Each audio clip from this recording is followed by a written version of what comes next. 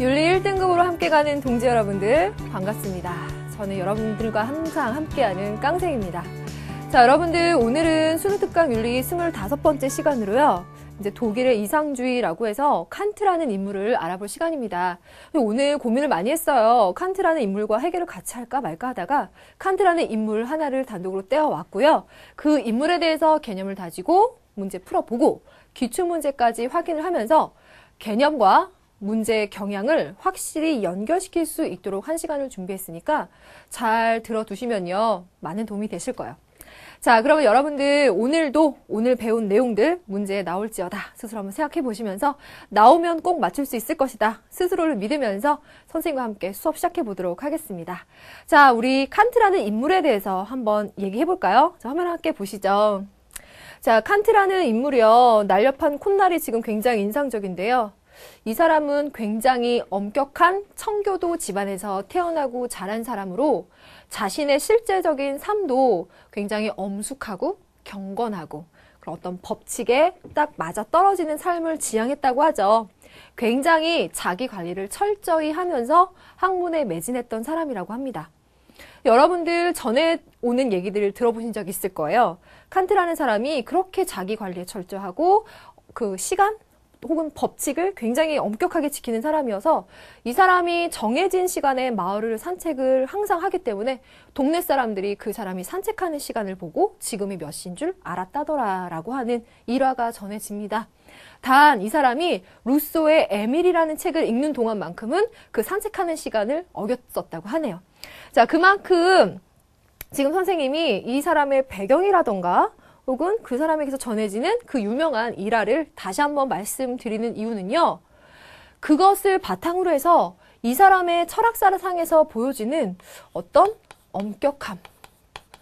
엄격함과 관련된 법칙성, 그 법칙을 꼭 지켜야 한다라고 하는 그의 고집을 한번 생각해 보시면 그의 실생활과 그의 사상이 연결되어 있구나라는 것을 아실 수가 있을 거예요. 그래서 칸트 오늘 1시간 마치면서 배경과 그 배경 속에 나타나는 그의 성향이 사상과 연결되어 있다는 것을 잘 매추시키시면 아마 잘 잊어먹지 않을 것 같아서 말씀을 드려봤습니다. 자, 그러면 칸트의 배경에 대해서 살짝 얘기했고요. 이제 본격적으로 칸트의 사상에 대해서 다져보도록 하겠습니다. 자, 선생님과 함께 이론 다지기 들어갑니다.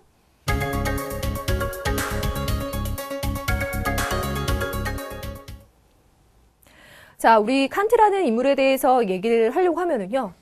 그에 대한 그 평가, 그 철학사적인 평가가 엄청나기 때문에 굉장히 많은 얘기들을 공부를 해야 돼요. 그 많은 얘기들을 바탕으로 해서 실제 우리 문제에 적용되는 것들과의 연관성까지 생각해서 추린 내용들을 보면 이렇습니다. 자, 칸트.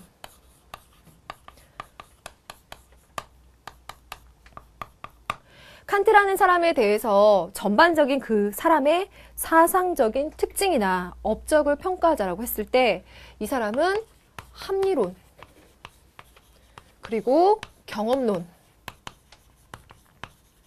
이 두 가지가 지닌 문제점을 극복했던 사람이다라고 평가할 수 있을 거예요. 자, 왜 그런 거 하니까 합리론이라고 하는 것은요. 인간의 이성 혹은 과학적 이성이라고 하는 것을 바탕으로요. 절대적인 실체를 찾고자 합니다. 실체.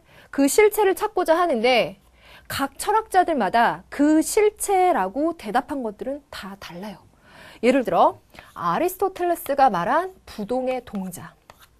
지난 시간에 얘기했던 스피노자는 그 실체를 뭐라고 얘기했죠? 신이라고 얘기했습니다. 또 우리가 아직 우리 교과서에 나오지 않은 사람인데요. 라이프니츠라는 사람은 그 실체를 단자라고 얘기를 합니다. 이것과 같이 합리론자들은 인간의 이성의 능력으로 실체, 즉 절대적인 존재에 대해서 얘기를 하려고 하는데 그 해답은 아이러니하게도 상대적으로 지금 다 다른 거예요. 사람들마다 다른 결론을 내놓고 있는 거예요. 절대적인 걸 추구하지만 그 절대적인 해답이 나오지 않는 거죠. 그래서 칸트는 이 합리론이 추구하고자 하는 것이 철학자들 각자가 자신의 이성적인 판단에 의해서 독단에 빠져 있는 것이라고 생각하게 돼요. 그래서 이것을 극복해보려는 노력을 하게 되고요. 또 경험론. 경험론은 어떤 문제를 가지고 있느냐. 또 역시 마찬가지예요. 우리가 이번 앞 시간에 흉을 배웠었는데 흉이라는 인물을 배우고 나서 칸트를 배치한 이유도 여기에 있어요. 흉이 회의론을 얘기했다고 했어요. 근데 그 회의론이라고 하는 것은 철학사적인 문제에서 굉장히 영향력이 커요. 굉장히 큰 부분을 건드린 거거든요. 그래서 칸트는 그 흉의 회의론을 접하고 나서 긴 독단의 잠에서 깨어났다라고도 했다고도 하고요. 혹은 흉의 회의론에 대해서 반박하고 어떻게 진리를 찾아낼 수 있는지에 대해서 설명할 수 있는 것을 찾아내려고 노력했다라고도 얘기하는데 어쨌든 이 경험론이 가지고 있는 문제점은요.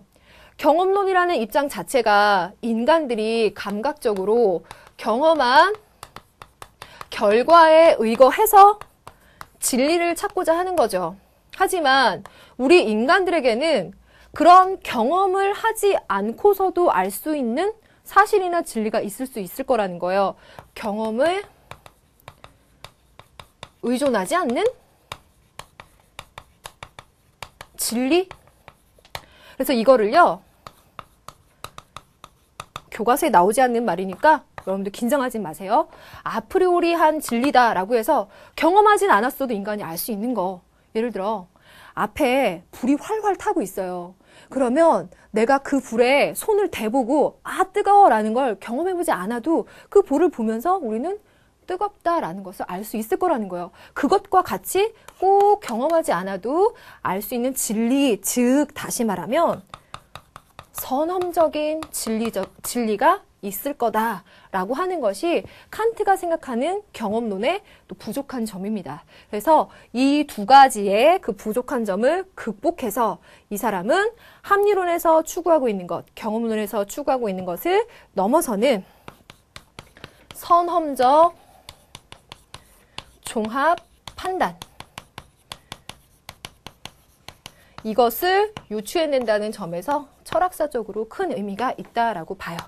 그래서요, 우리가 그 경험 이전에 알고 있는 이성을 바탕으로 해서 경험하지 않은 것들을 우리가 진리로 알 수 있는 것들이 있다. 하지만 그 이성, 혹은 진리를 알아내는 것들은 경험에 의존하는 부분이 분명히 있겠죠. 그래서 그 두 요소 간에 조화랄까? 아니면 그 한계점의 극복이랄까 그런 점에서 칸트의 인식론적인 의미에서의 의미가 있다라고 볼 수 있겠어요. 자, 이러한 얘기는 칸트에게 있어서 아주 지금 문제 적용해서 직접적으로 나오는 얘기는 아니지만 중요하게 제시되는 부분이고요. 이러한 칸트의 사상이 남아있는 저서들을 보게 되면 가장 중요한 것이 순수 이성 비판, 두 번째 실천 이성 비판, 세 번째가 판단력 비판. 이러한 세 가지의 대표 저서를 통해서 우리는요, 칸트를 비판 철학이라고도 얘기해요. 이 비판 철학이라는 의미는 앞에서 본 것처럼 합리론과 경험론의 모순점을 극복하고 비판한다는 점에서도 맞닿아 있죠. 그리고 그 저서에도 비판이라는 말이 지금 다 들어가고 있습니다. 그런데요, 이 순수 이성 비판이라고 하는 거에 대한 요점을 추구해보면 요지는 이거예요. 어떻게 진리를 알 수 있는가?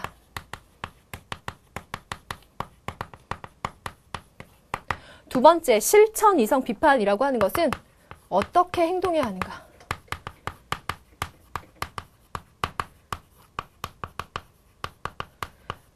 세 번째, 판단력 비판이라고 하는 것은 예술 혹은 아름다움, 미에 관한 주제를 삼고 있는 부분입니다.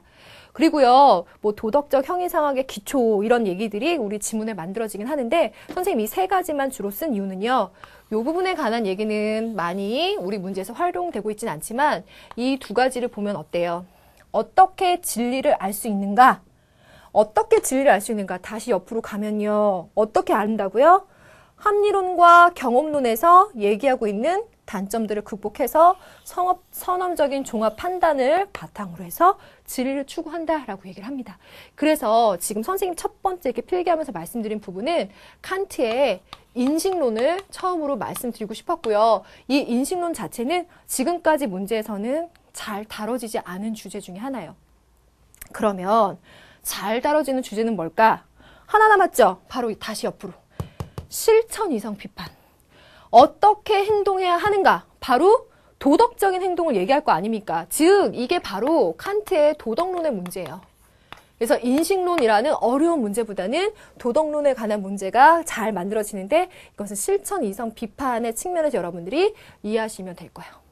자, 그러면 이제 우리가 정리할 주제는 이 하나가 남은 거예요. 칸트 입장에서 보자면 어떤 게 도덕적인가? 어떤 게 도덕적인 행동인가의 기준을 어디에 두고 있는가? 그 해답을 찾아내면 됩니다. 자, 그럼 여기에 대해서 선생님과 하나하나 풀어갈게요. 천천히 가겠습니다. 칸트는요, 칸트가 살았던 당시에는 자연론적인 인간관이 지배적인 시각이었다고 해요.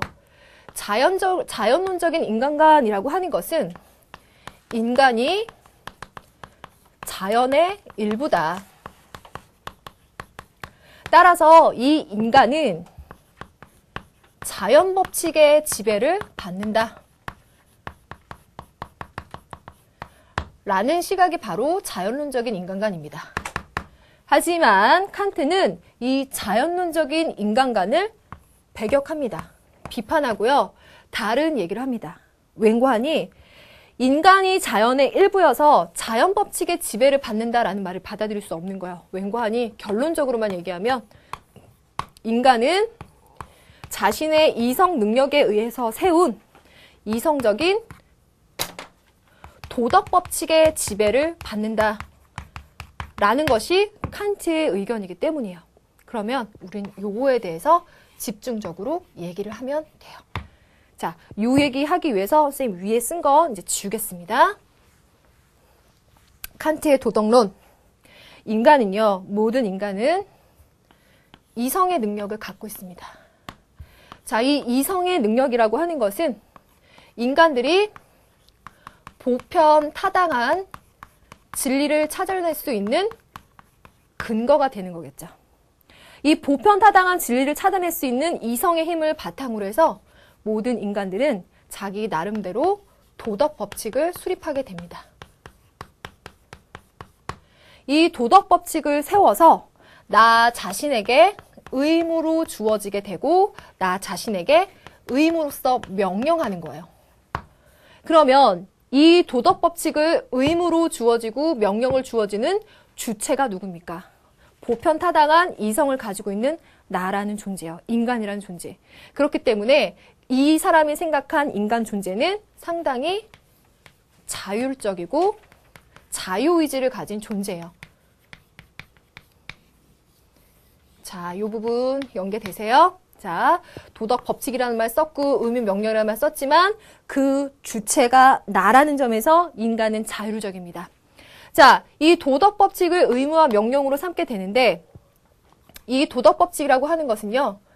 행동의 결과를 유념해 두고 세우는 것이 아니라 그 행동의 동기 자체가 중요하게 따져보는 그 법칙이에요. 즉 다시 말하면요. 휴미라는 사람 보세요. 휴미라는 사람은요. 그 행동의 결과가 유쾌한 감정을 가져오면 승인을 받음으로써 도덕적으로 인정되게 되죠. 또 우리가 아직 배우진 않았지만 공리주의 같은 거 봅시다. 공리주의도 보면은요. 그 행동의 결과가 모든 사회 구성원들에게 이익을 가져옴으로써 그것이 선한 것이라고 인정받게 됩니다. 또 아직 배우진 않았어도 실용주의와 같은 것을 보게 되면은요. 그 행위의 결과가 우리에게 실용성을 주는 것을 선이라고 보게 되죠. 흉, 공리주의, 실용주의와 같이 경험론적인 입장에 있는 사람들은 행동의 결과 자체를, 자, 여기다 쓸게요. 행동의 결과 자체를 중시하는 입장에 있어요. 하지만 그에 비해서 칸트는 행동의 동기를 따져봅니다. 행동의 동기. 자, 어떤 사람이 가난한 이웃을 위해서 불우유 성금에 큰 돈을 냈다라고 한다면요. 그 행동 자체를 본다면 우리는 누구나 다 그 사람은 좋은 일 했다라고 칭찬을 해줄 거예요. 거기에 대해서 휴미라는 사람은 그 사람이 그런 일을 한 것은 우리에게 좋은 감정을 유발하기 때문에 그 공감을 통해서 그거는 도덕적인 행동이야 라고 말을 하겠지만 칸트는요. 그 행동의 결과만 보는 게 아니라 동기를 보는 거예요. 그 사람이 그 불우이웃 돕기 성금을 뇌물로 해서 다른 사람들에게 잘 보이기 위해서라던가 착하다라는 평판, 좋은 평판을 받기 위해서라던가 다른 목적을 갖고 나쁜 동기를 갖고 행동했다면 불우이웃 돕기를 한 그 결과, 그래서 누군가가 도움을 받은 결과 자체는 도덕적이라고 평가할 수 없다는 거예요. 그 행위의 동기 자체가 선해야 된다는 겁니다. 그런 의미에서 우리가 꼭 생각해 둬야 될 말이 뭔가 하니? 선의지. 선의지라고 하는 것은 그 자체로 선한 것.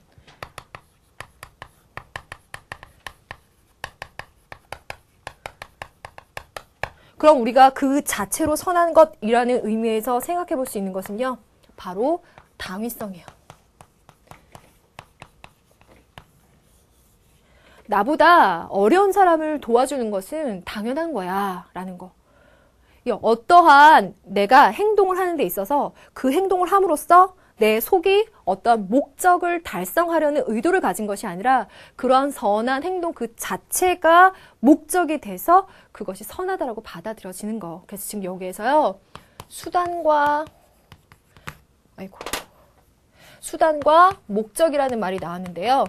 그 행동 자체가 목적이 된다라고 한다면 그 행위는 그 목적을 달성하기 위한 수단이 되진 않아요. 그런데 내가 칭찬받기 위해서라는 목적이 따로 있었다면 불우이웃 돕기를 하는 그 행위는 하나의 수단으로 전락해 버리는 거죠.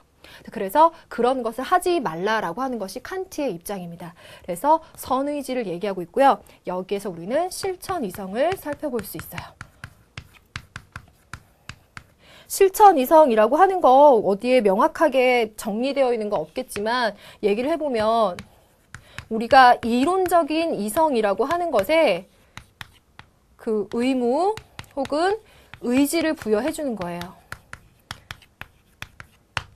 그렇게 해야 한다라는 것을 우리가 이론적으로 이성적으로 알 수 있을 텐데 그것을 도덕적인 행위로 이끌어낸다라는 의미가 되겠죠. 그런 의미에서 우리는 실천 이성에 의한 행동을 해야 된다라는 겁니다. 그래서 선의지와 실천 이성에 의한 행동을 여러분들 생각해 두시면 되죠. 그러니까 칸트는 이성에 의해서 도덕 법칙을 세운다. 누가? 내가. 그런데 내가 세운 도덕 법칙은 나뿐만 아니라 다른 사람이 받아들였을 때도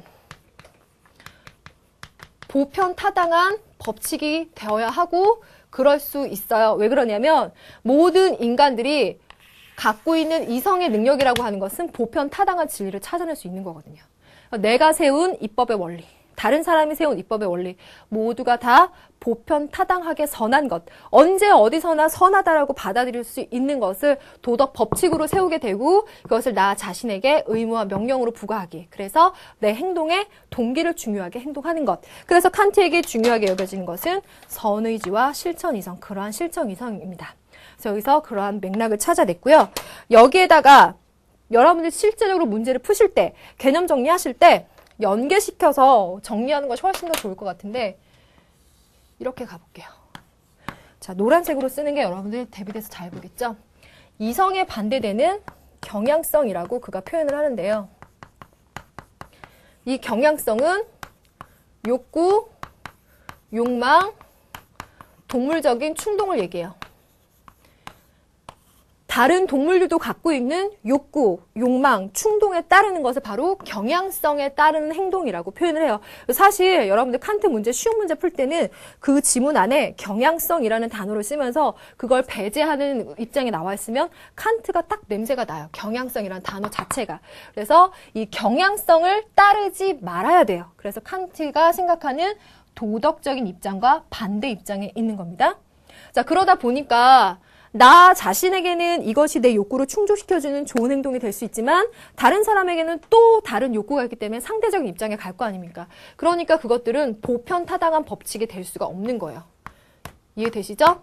그래서 그들은 욕구와 욕망과 충동을 충족시켜주는, 여기도 썼었지만 결과를 중시하기 때문에 동기나 의무를 중시하는 칸트의 입장과는 또 다르게 돼요.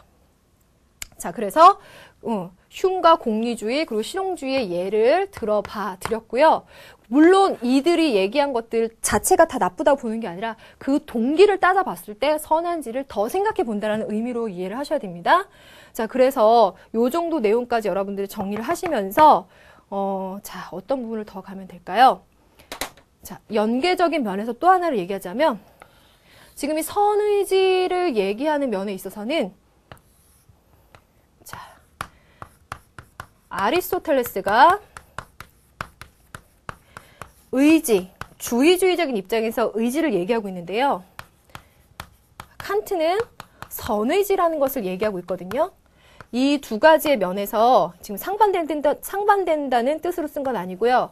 의지보다 더 명확한 의미에서의 선의지라고 하는 것이 무엇인가라는 의지라는 주제어를 잡아서 갑과 을로 문제를 만드는 것들이 그 모평에서 지금 만들어졌었거든요. 근데 실제 수능에 나오기에는 좀 어려운 부분이었었는데 이런 것들도 한번 생각해 두시면 좋을 것 같아요. 자, 그럼요. 이성에 따르는 그 법칙 그리고 경향성에 따르는 법칙 얘기했고 그 칸트의 선의지와 관련된 아리스토텔레스 얘기했는데 요건 선생님이 지금 격가지로 잠깐 얘기를 드렸고 본질적으로 얘기를 드려야 되는 부분은 자, 밑에다 쓰는 게 좋겠네요. 그래서 여기에 따르는 것을 정언명법, 정언명령이라고 얘기하고요. 이것에 따르는 것을 가언명령이라고 얘기해요. 다시 말하면 정언이라고 하는 것은 언제 어디서나 보편타당하게 참으로 선으로 받아들여질 수 있는 행동의 법칙이 되는 거고, 가언명령이라고 하는 것은 어떠한 수단을 달성하기 위한 어떠한 목적을 달성하기 위한 수단으로서만 옳은 것을 바로 가언명령이라고 해요. 뭐 예를 들어 아주 복장이 단정한 학생이 있어요. 야, 너는 어떻게 항상 이렇게 교복이랑 머리랑 이렇게 탁 교칙에 맞게 이렇게 잘하고 다니니? 라고 물어봤을 때 그 학생이 학생으로서 그렇게 하는 건 당연하죠. 당위성의 의미에서 그 동기를 생각하고 행동하는 사람과 아니요, 그렇게 하지 않으면 벌점 받기 때문에 벌점 받지 않기 위해서 전 항상 이렇게 하고 다녀요. 라고 하는 건 어떻습니까? 그 행동의 의도에는 벌점을 받지 않기 위한 목적이 들어가 있고 목적을 달성하기 위해서 규칙을 지킨다는 우리가 일반적으로 봤을 때는 선한 행동을 하고 있는 거예요. 그래서 그것이 바로 가언명령에 해당됩니다. 그러니까 칸트가 추구하는 것은 이쪽 파트에 있는 거. 이쪽 파트에 있는 거 요거 여러분들 기억하시면 돼요. 그리고 대비되는 것까지 알아두면 칸트 문제 만들 때 오답지로 들어가는 요소들은 이쪽이에요. 자, 그리고 여기다 몇 가지를 더 격가지를 넣으면 아리스토텔레스 아까 잠깐 얘기해드렸고요. 여기에다가 이 사람이 생각했을 때 그 자체로 목적이 되는 거 언제 어디서나 옳은 것 그것으로는 바로 인간의 인격. 인격이라고 하는 것은 절대 수단으로 대하지 말아라. 그 자체를 목적으로 대하라. 그래서 이 사람의 윤리를요, 인격주의라고도 얘기합니다. 인격주의. 그래서 이것과 수단으로 대하지 말라는 말과 연결을 시켜보면 이래요. 뭐 우리 반에 A라는 친구가 있어요. 걔가 굉장히 공부를 잘해요. 걔랑 친한 B라는 친구에게 너 A라는 친구랑 참 친하구나. 왜 이렇게 친하니? 라고 물어봤을 때 뭐 그렇게 대답을 할지는 모르겠지만 그 B라는 친구의 의도에는 A라는 친구가 공부를 굉장히 잘해서 쟤랑 친하게 지내면 나도 성적이 오를 것 같아서 친하게 지내 라는 의도나 동기를 갖고 있다면 B는 A라는 사람, 그 친구의 인격을 지금 수단으로 대하고 있는 거예요. 그건 옳지 않다는 거예요. 그래서는 안 되고 그 A라는 친구 자체를 목적으로 인격체로 존중해주라라는 의미입니다. 그래서 칸트에게서는 인격주의, 그리고 보편타당한 당위성을 추구하는 선의지, 실천이성, 각각의 얘기들이 굉장히 많이 들어갑니다. 의무론적 윤리설, 동기론적 윤리설이라는 말도 들어가고요. 그래서 선생님 지금 여기에 판서하면서 쓴 것들은요, 그냥 딱 봐서는 모르고 처음부터 설명을 제대로 들으셨어야 연계성을 알 수 있을 거고, 최소한 여기 나오는 것들을 명확하게 이해하시면 문제 푸는 데는 상당히 도움이 되실 거예요. 자, 여기까지 해서 칸트의 얘기, 도덕론에 관해서 얘기했습니다. 인식론에 관해서는 이미 얘기했고, 인식론, 도덕론 얘기했고, 칸트에게서 문제 출제 대상이 되는 건 이 도덕론이다. 되셨죠? 자, 그러면요, 이 칸트에 해당되는 얘기들을 뒷받침해 줄 수 있는 선생님이 준비한 지문과 교재에 실려있는 지문을 함께 볼게요. 물론 여러분들은 교재에 실려있는 지문을 아주 뚫어져라 잘 보셔야 되겠죠? 자, 그렇지만 그 전에 선생님이 준비한 거 보시면서 이해를 깔아놓고 그 다음 가보도록 할게요. 자, 지문 한번 보겠습니다. 내가 그것을 생각하는 것이 거듭되면 거듭될수록 또 그 기간이 길면 길수록 더 새로워지며 더욱 강한 감탄과 존경으로 마음을 채워주는 두 가지가 있으니 하나는 내 위에서 항상 반짝이는 별을 보여주는 하늘이며 다른 하나는 나를 항상 지켜주는 마음속의 도덕법칙이다. 도덕법칙은 지성적인 존재로서의 나의 가치를 인격성에 의해 무한히 교양시킨다. 나의 인격성 속에 있는 도덕법칙은 동물성으로부터 더 나아가 모든 감성계의 지배로부터 벗어나는 나의 삶을 나에게 드러내준다라고 말하고 있어요. 지금 이 얘기요, 굉장히 이 부분 중요하고요. 이제 칸트의 묘지의 비석에 이 얘기 있다고 하는데 선생님 실제로 보진 못했지만 여러 가지 보면 이 사진들이 나와 있어요. 근데 선생님 지금 체크한 부분들 있잖아요. 요걸 관련해서 보시면 만약에 여러분들 복습하시면서 어떤 걸 생각할 수 있을까? 그가 도덕법칙을 중시했다는 건 이미 강조를 많이 드렸고요. 지성적인 존재로서의 나의 가치를 어때요? 지성적인 존재로서 인간의 이성 능력을 존중하고 있어요. 그것을 바탕으로 도덕법칙을 세우죠. 그래서 그것에 의해서 인격성을 교양시킨다라고 말하고 있고요. 그 인격성 속에 있는 도덕 법칙은 동물성이나 감성계의 법칙으로부터 벗어나게 해준다 그랬습니다. 동물성, 감성계, 다시 말하면 모든 동물들이 가질 수 있는 욕구, 충망, 충동, 욕망들, 그것에 의해서 생겨나는 감정들에 의해서 흔들리지 않고 이성에 의해서 세운 도덕법칙에 의해서 나를 의무짓고 명령시킬 수 있는 그런 동기를 만들어준다라는 의미로 생각하시면 되겠어요. 그래서 선생님 지금 여기 이렇게 동물성과 감성계라고 한 것은 우리가 배운 용어로서는 경향성과 연결시켜 볼 수 있겠죠. 이것을 배제하게 해준다라는 의미에서 도덕법칙이 되셨죠? 그러면 두 번째 선생님이 준비해온 지문 보겠습니다. 자, 두 번째 지문은요. 다양한 이성적 존재자들이 고등의 법칙을 통해서 체계적으로 결합하고 있는 것을 왕국이라고 부른다. 이성적 존재자가 목적의 왕국에서 보편적인 법칙을 부과하면서 동시에 그 법칙에 스스로 복종한다면 그는 자기 자신이 한 구성원으로서 그 왕국에 소속되는 것이다. 이에 비해 이성적 존재가 입법자로서 다른 어떠한 존재자의 의지에도 복종하지 않는다면 그는 지배자로서 그 왕국에 소속되어 있는 셈이다. 지금 이 얘기를 보시면은요. 지금 이 목적의 왕국을 얘기하려고 해요. 선생님이 아까 지금 설명하면서 목적의 왕국이라는 말은 빼고 목적이라는 말을 굉장히 강조를 드렸는데요. 지금 이 칸트라는 인물은 이성적인 존재자, 보편적인 법칙을 부과하면서 거기에 스스로 복종하는 자율성, 자유의지,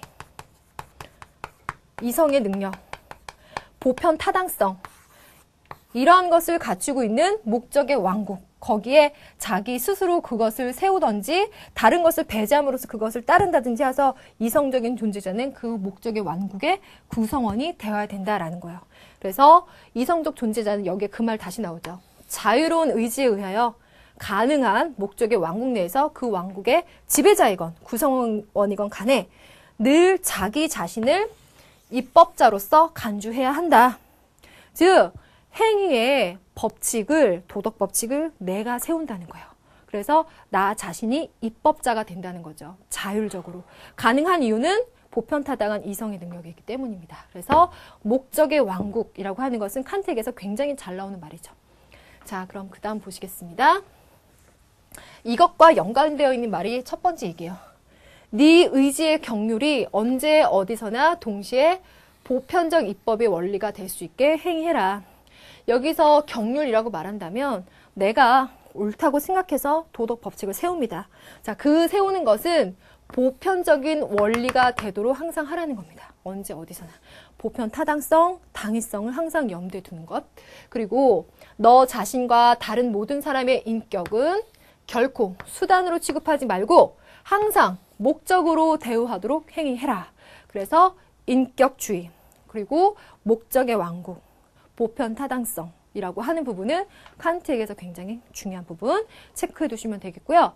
그럼 이것을 바탕으로 우리 교재에 실려있는 지문 보겠습니다. 자, 중요하니까 잘 봐야 되겠죠? 자, 교재 89쪽에 필수 자료 칸트의 정언명령이라고 달려있는데 이 정언명령은 여러분들 가언명령과 대비해서 공부해 보시면 되겠죠? 모든 명령은 가언적으로 명령하거나 혹은 정언적으로 명령한다. 가언적인 명령은 어떤 가능한 행위의 실천적인 필연성을 우리가 원하는 어떤 다른 것에 도달하기 위한 수단으로 생각하는 것이다. 선생님이 세모로 치는 이유를 잘 봐주세요. 정언적인 명령은 다른 어떤 목적과는 관계없이 행위를 자체상 필연적인 것으로, 즉 객관적인 필연적인 것으로 생각하는 것이다. 그 자체로서 옳은 것, 당위성, 보편 타당성을 가지고 있다는 거예요. 그럼 여기 중략되어 있는 전까지만 선생님이 잠깐 해설을 드리면 어떤 내용이냐면 가언명령이라고 하는 것은 어떤 목적을 달성하기 위한 수단으로서만 의미가 있기 때문에 얘는 어떤 절대적인 법칙으로서의 의미가 없어요. 항상 변할 수 있는 거거든요.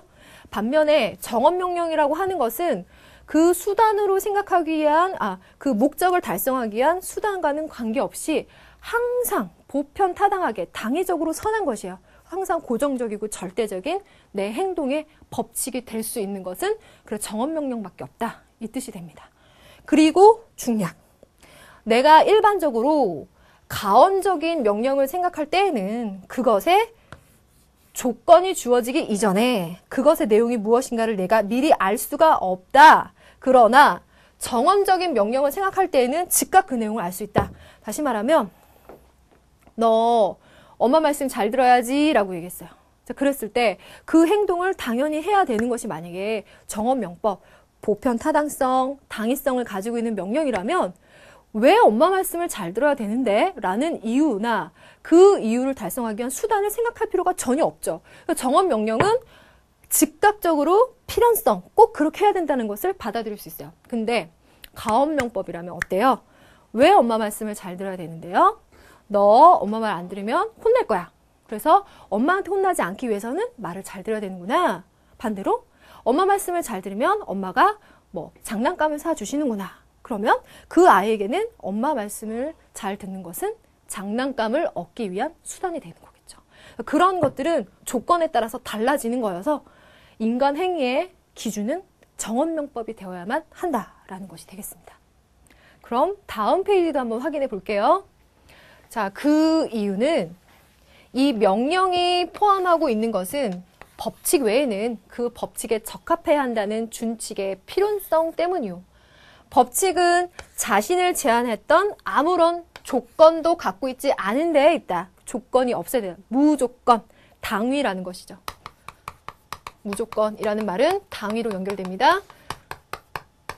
이 때문에 남은 것은 행위의 준칙이 적합해야 할 법칙 일반의 보편성 뿐이고, 이러한 법 적합성이 정언적인 명령을 필연적인 것으로 제시한다. 그러므로 정언적인 명령은 유일한 것일 수밖에 없으며, 그것은 바로 네 의지의 경률이 언제나 동시에 보편적인 입법의 원리가 될 수 있도록 행위해라 라는 것이다 라는 칸트의 얘기입니다.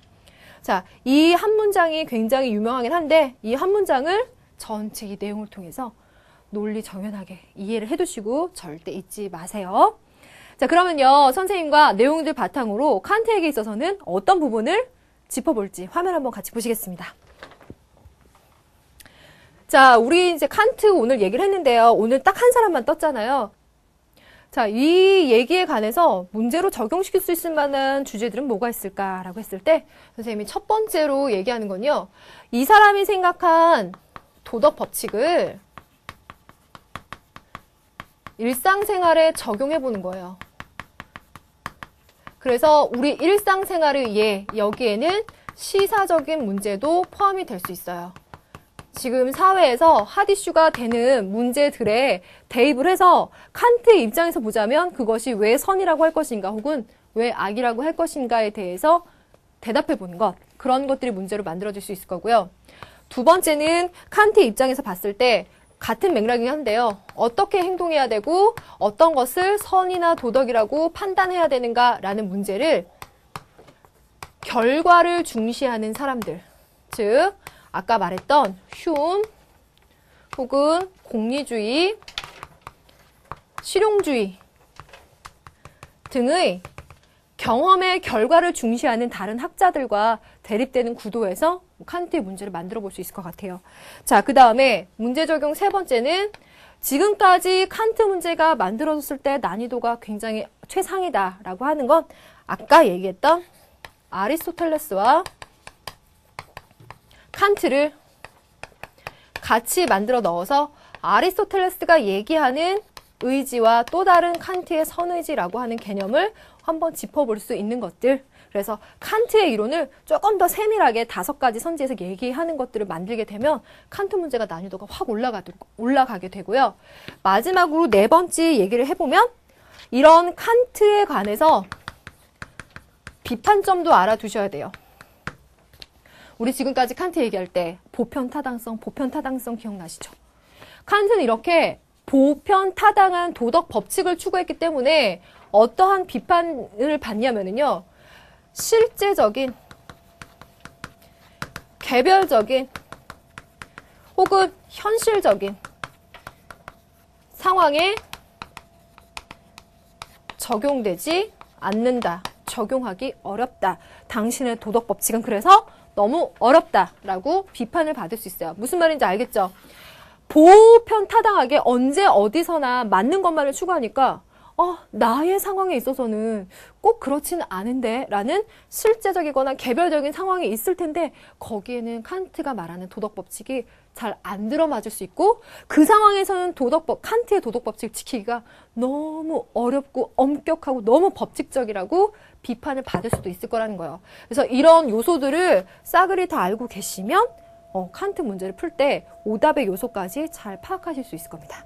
자, 그러면 요거 바탕으로 해서 선생님과 문제 한번 적용해 보도록 할게요. 교재에 있는 첫 번째 문제 보겠습니다. 다음을 주장한 사상가의 관점에 해당되는 모든 곳에 V 표시를 한 학생은 이 사상가가 누군지 봐야 되겠는데요. 인간은 본래 도덕적으로 선하지도 악하지도 않다. 이게 여러분들한테는 숙제로 머릿속에 뱅뱅 돌 것 같아요. 선생님이 찾아보니까 칸트라는 사람은 성모선악설적인 입장에 해당된다라고 그 부류를 분류해 놨더라고요. 그래서 인성론에 관련되는 걸 따로 찾아봤거든요. 그런 점에서는 이 얘기가 납득이 되실 텐데 이 얘기는 칸트의 인성론을 본격적으로 다루고 싶은 게 아니라 분명히 도덕법칙에 관한 거겠죠. 그러니까 참고적으로만 그 사람은 그랬구나라는 언급만 보시고요. 왜냐하면 이유가 중요할 겁니다. 원래 전혀 도덕적 존재가 아니고 그가 도덕적 존재자가 되는 것은 그의 이성이 자신을 의무와 도덕법칙의 개념에까지 높일 때이기 때문이다. 인간은 원래 모든 악의 충동을 자신 속에 갖고 있다. 경향성 갖고 있겠죠. 세모로 표시할게요. 왜냐하면 비록 이성이 인간을 반대 방향으로 몰고 갈지언정 그는 인간을 자극하는 여기 나왔다. 경향성과 본능을 가지고 있기 때문이다. 그러므로 인간은 덕에 의하여 말하자면 자기 억제에 의하여 다만 도덕적으로 선하게 될 수 있다. 정해져 있는 게 아니라 이성 능력을 발휘해서 도덕 법칙을 세워서 입법자가 돼서 스스로에게 명령 내리고 의무 지어주는 것이 바로 인간을 선하게 몰고 가는 것이다. 자, 그럼 이 칸트의 입장을 바탕으로 어떤 선지가 나오는지 한번 볼게요. 선지 보시겠습니다. 자, 얘기가 하나, 둘, 셋, 네 가지 얘기가 나왔을 때 어떤 것이 맞는지 봐야 되는데 인간의 선의지라고 하는 것은 그 자체로 선한 거다라고 얘기하고 있어요. 그쵸? 만약에 이제 의지라고 한다면 그 의지는요, 뭐 예를 들어 나쁜 경우에 적용이 되면요, 도둑질을 하는 도둑에게 있어서 그 도둑질을 더 잘해야 되겠다는 의지가 만약에 더 나쁘게 적용이 된다면 아주 과감하게 도둑질을 할 수 있을지도 몰라요. 그런 의지와는 반대로 다르게 선의지라고 하는 것은 그 자체로 선한 것을 추구하는 의지를 말합니다. 칸트의 얘기 맞죠? 중요한 거고요. 도덕적인 가치는 문제 해결의 과정에서 형성된다. 그래서 이 과정에서 형성된다라고 하는 건 실용주의적인 얘기인데 만약에 여러분들 그걸 모른다고 할지라도 이 과정에서 오답이라고 뺄 수 있습니다. 왜요? 칸트는 과정, 결과가 아니라 뭘 중시한다고요? 동기 중시한다고 몇 번 강조드렸죠. 이 동기에 의해서 의무를 짓는 것, 이것을 강조하기 때문에요. 이 부분에는 틀렸다라고 해줘야 되겠죠. 세 번째, 의무의식에서 비롯된 행위가 도덕적으로 올바른 행위다. 맞는 얘기죠? 네 번째, 도덕적인 행위는 도덕 법칙에 대한 자발적인 존중으로부터 나온다. 그 법칙을 세웠다면 그것을 내가 존중해서 스스로 지키려고 노력하는 겁니다. 그러니까 여기서 맞는 건 첫 번째 얘기, 세 번째, 네 번째 얘기를 표시한 사람을 체크를 해야 되겠네요. 그러면 이 중에 누가 맞을까요? 네, 병이 정답이겠네요. 3번 체크해 주시면 되겠습니다. 자, 그럼 교재에 나와 있는 한 문제 더 풀어보겠습니다. 다음 문제 볼게요. 이게 바로 일상생활에 적용된 예라고 할 수 있어요. 칸트 문제는 이렇게 실생활의 예에 적용시키는 문제로 잘 만들어지는데 가해 입장에서 나와 같이 주장한 사람들에 대해서 제기할 수 있는 비판으로 가장 적절한 것은 그럼 이 문제의 구도는요. 이 실제 상황이라고 하는 것이 칸트의 입장이 아니라 칸트에게서 봤을 때는 하고 싶지 않은 반대되는 성향의 얘기를 나와 있겠어요. 자, 볼게요. 거짓말하는 것이 당신을 어려움에서 벗어나게 한다면 거짓말을 해라. 그랬더니 약속을 어기는 것이 당신에게 이익이 된다면 약속을 어겨라 라고 말하고 있습니다. 지금 보면요. 거짓말하는 행위, 약속을 어기는 행위가 너한테 어려움에서 벗어나게 해주는 어떤 목적을 달성시켜주는 수단이 된다면 그래서 좋은 결과를 가져와 준다면 역시나 약속을 어겨서 이익이라고 하는 좋은 결과를 달성해주는 수단이 된다면 그렇게 하라라고 말하고 있어요. 근데 딱 칸트에게서 적용시켜 본다면 칸트는 거짓말 자체는 그 어떤 경우에도 용납되지 않는다고요. 그렇게 되면 서로 선의지에 의해서 도덕적인 행동을 하게 되는 근본적인 법칙이 깨지는 거라고 보거든요. 그래서 이 첫 번째 학생의 예는 그것을 바탕으로 해서 만든 얘기 같고요. 가번이 왜 칸트인지 그래도 확인해 봐야 되겠죠. 법칙에 따라 움직이고 이성적인 존재만이 법칙에 대한 표상, 이성적인 능력을 발휘하겠죠. 원칙에 따라 행위하는 능력을 갖는데 이것이 의지다, 선의지겠다. 법칙에 따라 행위하기 위해서는 이성이 요구되기 때문에 의지는 바로 실천적 이성인 것이다. 이 앞부분에서 여러분들이 감을 못 잡았어도 실천적 이성이라는 말만 나오는 순간 칸트라는 거 알 수 있고 그것을 바탕으로 칸트 얘기를 한번 정리해 볼 수 있는 좋은 지문이라고 할 수 있어요. 꼭 한번 복습해 보세요. 1번부터 볼게요. 칸트가 봤을 때 이 사람들에게 뭐라고 비판할까? 고정적이며 절대적인 가치를 추구해서는 안 된다. 이건 오히려 이 사람들이 얘기할 것 같아요. 왜냐하면 이 사람들은 어떻게 행위하는 것이 옳다라는 고정된 절대적인 법칙에 의생동하는 것이 아니라 차라리 상대적이죠. 이것이 이렇게 하는 것이 이익이 된다면 이렇게 하는 게 옳고, 이렇게 하는 것이 이익이 된다면 이땐 이렇게 하는 게 옳다라고 바뀌게 돼요. 그래서 칸트 입장이 아니고요. 2번, 타인의 행복과 불행을 함께 느낄 수 있어야 된다. 이건 여러분들 두 글자로 뭐라고 압축하실래요? 공감. 공감의 능력을 얘기하는 휴메에게 가장 가까운 선지라고 볼 수 있어요. 역시나 칸트 입장은 아니죠. 3번. 순간적인 쾌락보다는 지속적인 쾌락을 추구해야 된다. 지속적인 쾌락을 얘기하는 것은 에피쿠로스 학파에게서 가능할 거고요. 그리고 공리주의로 가게 됐을 때는 또 밀이라는 학자에게서도 가능할 겁니다. 가능성을 그 정도까지 열어두고요. 4번. 모든 사람에게 똑같이 적용될 수 있는 원칙에 따라야 된다. 모든 사람에게 똑같이. 그것은 뭐예요? 보편, 타당성, 당위성이니까 칸트가 추구하는 거죠. 이게 아까 처음에 말했던 선지랑 대비를 이루는 것이 그것은 상대적인 관점에 따라서 달라지는 거고 이거는 그것에 따라서 달라질 수 없는 절대적인 관점이라는 것을 얘기하고 있죠. 그 두 선지가 대립구도를 이 문제 자체에서도 이루고 있어요. 자, 그럼 4번이 정답이고 5번을 간다면 자신의 행동이 다른 사람에게 미치는 영향을 고려해야 된다. 이 말이 우리 일상생활에서는 당연히 고려할 점이겠죠. 하지만 다른 사람에게 미치는 영향, 그 결과 자체를 유념해서가 아니라 행위의 동기, 의무 자체를 중시한다는 점에서는 5번은 칸트의 입장이 될 수 없어요. 그래서 5번도 빼주셔야 됩니다. 자, 그래서 우리가 두 문제 풀어봤죠? 그러면요, 남은 시간 동안 선생님이 준비한 딱 한 문제를 더 풀어볼게요.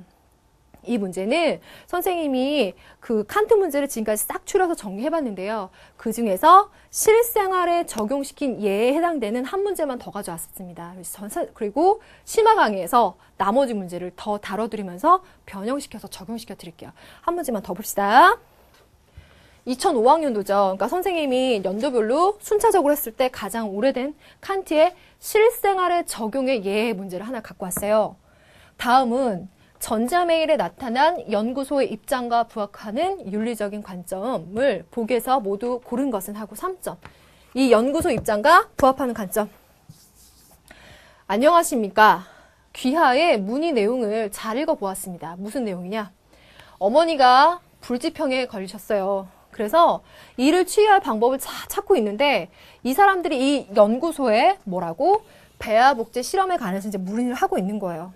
그래서 배아복제를 통해서 줄기세포를 이용해서 뇌질환, 심장질환, 암 등의 불치병이나 난치병을 치유할 가능성이 있다는 사실입니다. 하지만 우리가 무엇보다 먼저 고려해야 될 점은 이게 요지겠죠? 그게 뭐겠는가? 인간 배아복제 실험이 사람으로 태어날 수도 있는 배아를 대상으로 하고 있기 때문에 인간의 존엄성을 해친다는 것입니다. 따라서 우리 연구소는 이 실험을 절대 허용할 수 없다는 입장 밝힙니다. 귀하의 기대에 부응하지 못하는 것을 안타깝게 생각합니다. 자, 그럼 이 요지는 뭐가 될까요? 의뢰인이 배아복제 실험을 해볼 수 있겠냐고 얘기했을 때 그것을 거부했는데 그 이유가 배아라고 하는 것은 인간으로 나중에 태어날 수도 있는 배아라는 존재라는 것에 대해서는 그것을 가지고 실험을 하는 것 자체가 인간의 존엄성, 생명의 존엄성 자체를 해치는 거니까 그 이유에서, 그 이유만으로도 안 된다라고 거절을 한 거예요. 그래서 지금 보니까 인간의 존엄성 혹은 생명의 존엄성 혹은 인격 이러한 주제들이 가장 잘 나오시는데 이러한 것들은요, 그 무엇의 목적, 그 어떤 목적을 위한 수단이 될 수 없는 대상들이에요. 그 자체로 목적이 돼야 된다는 거예요. 그래서 지금 이 얘기는 칸트 입장에서 봤을 때 이러한 것들은 그 자체로 목적, 수단으로 전락할 수 없는 것, 요 얘기를 하고 있는 겁니다. 그러면 기억의 선지부터 볼게요. 절대적인 진리나 행위의 기준은 없다. 있어야죠. 보편 타당한 거. 인간의 존엄성, 생명의 존엄성, 인격은 어떤 이유에 의해서든 존중받아야 된다라는 절대적인 기준이 있으니까 이렇게 말하는 거예요. 그쵸? 기억 빼주고. 니은은요. 모든 인간은 수단이 아닌 목적적 존재다. 목적. 그 자체로 목적이란 말이에요. 그래서 니은번은 맞는 거고요. 디귿번 도덕 법칙은 가언 명령이 아닌 정언 명령이다. 이 선지들을 보면서 이걸 칸트의 선지로 구성했구나라는 걸 알 수 있는 거거든요. 그래서 정언 명령, 이거 당연히 맞죠? 그럼 리을로 갑니다. 이성적인 원리보다는 감각적인 경험이 중요하다. 감각적인 경험을 중시하는 것은 소피스트로부터 시작해서 에피쿠로스, 기타 등등으로 이어지고 있는 거죠. 칸트와는 반대 방향에 있는 사람들입니다. 이성적인 원리 혹은 그것에 의한 도덕 법칙을 훨씬 더 중시합니다. 그래서 칸트에 관한 2005학년도 문제고요. 그 이후로도 실생활에 적용시키는 예는 계속 나왔고 또 다른 변형태도 나와 있습니다. 그것들을 우리가 또 다음 시간에 적용해 보도록 할게요. 여러분들, 오늘은 칸트 한 주제만 다뤄봤습니다. 오늘 시간도 역시나 실제 수능의 문제와 연관성을 갖고 쭉 내용들을 정리했는데요. 오늘 배운 내용들 실제 시험에 나오면 꼭 맞출 수 있을 것이다 라는 생각하면서 복습해 보시고 다음 시간에 만나도록 하겠습니다. 여러분들 오늘 수고 많았습니다.